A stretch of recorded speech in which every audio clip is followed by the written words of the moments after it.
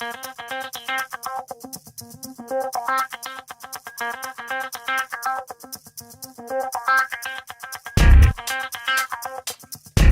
peut distinguer deux phases en fait dans un échauffement musculaire et cardiovasculaire pour un sport collectif, notamment le basket.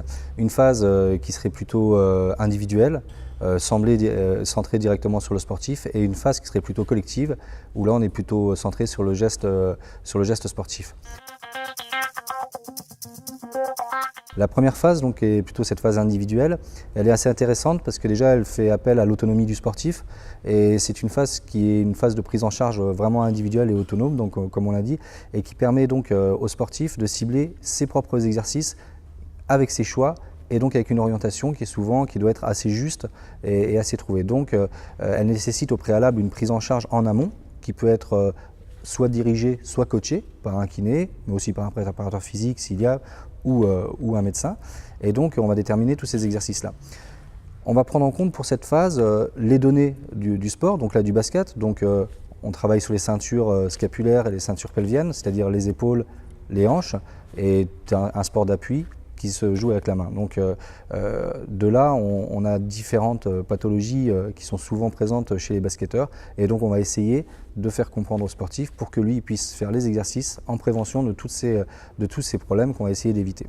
Cette première phase qu'on pourrait appeler un petit peu une phase d'éveil, de l'échauffement, une phase d'éveil de l'échauffement, une phase qui devrait durer à peu près une dizaine de minutes de façon autonome. Elle peut se faire ou dans le vestiaire ou dans la salle, et doit faire intervenir plusieurs composantes. Une composante articulaire, une composante musculo-tendineuse, une composante cardiovasculaire légère et une composante proprioceptive. On essaie toujours de compenser par une composante cardiovasculaire pour ne jamais démarrer un échauffement à froid. Ça peut être une petite marche, par exemple dans le vestiaire, ça peut être un vélo pendant quelques minutes, et donc voilà. Ensuite, en principe, on commence par les échauffements articulaires. Donc c'est vraiment pour travailler la souplesse articulaire, donc au niveau des chevilles, au niveau des genoux, au niveau des hanches, mais surtout au niveau du dos et des ceintures scapulaires. Ce qui est important, c'est de donner de l'amplitude maximale dans les amplitudes articulaires de chaque articulation. Ensuite, on va essayer de passer sur une phase plutôt musculo-tendineuse, et donc là on va mettre en place des étirements plutôt ciblés sur les muscles spécifiques, notamment aux basketteurs. Donc les muscles spécifiques aux basketteurs, on a tous les muscles de l'appui, comme un petit peu les courses, c'est un sport de course, donc c'est un sport d'appui.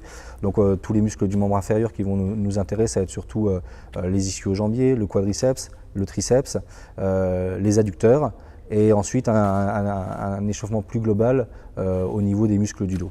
Ensuite, on a un échauffement proprioceptif. Donc cet échauffement proprioceptif peut se faire avec des appuis, des plans instables, des plans stables. On essaye de toujours faire évoluer des yeux ouverts aux yeux fermés pour stimuler un petit peu toutes les composantes, et de travailler articulation par articulation et dans des positions extrêmes, donc d'aller rechercher des rotations, des varus, des valgus de genoux, des positions de lésion, des ligaments croisés par exemple, et d'aller chercher toutes ces petites positions au niveau des exercices.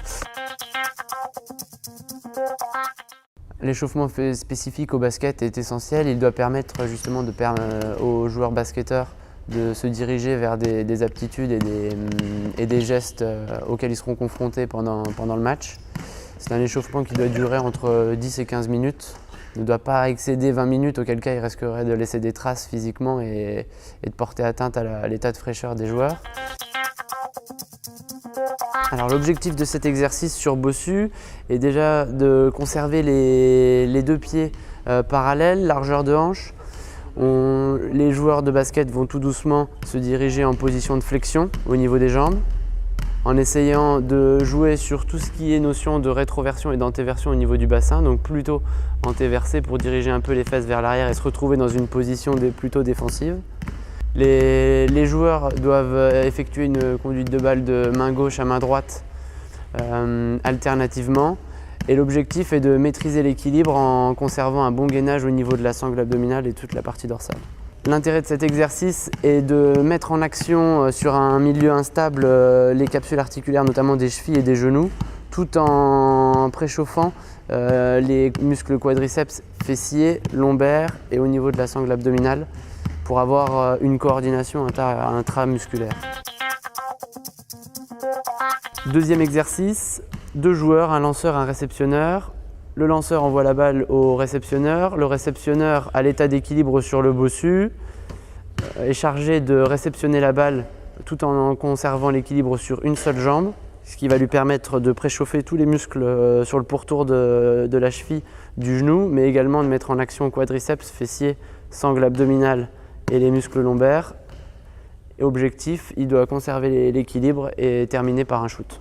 Donc l'objectif est de réaliser 6 shoots sur une série avant d'inverser sur l'autre jambe, et ceci en réalisant 3 fois. Le troisième exercice, l'objectif est de se diriger vers des exercices à connotation un peu plus cardio-respiratoire. L'objectif est d'élever justement la fréquence cardiaque petit à petit pour se diriger vers une fréquence cardiaque cible, celle qu'on serait amené à retrouver en match. L'objectif est pour le joueur de garder toujours un pied sur le bossu et d'admettre des déplacements latéraux avec l'objectif de toucher l'arceau avec le ballon bras tendu. L'intérêt de ces exercices spécifiques, c'est justement de permettre de faire un travail poste par poste éventuellement et d'intégrer une évolution d'un exercice, d'un échauffement qui serait généralisé vers un échauffement spécifique et pour éventuellement se diriger vers un échauffement spécifique poste par poste.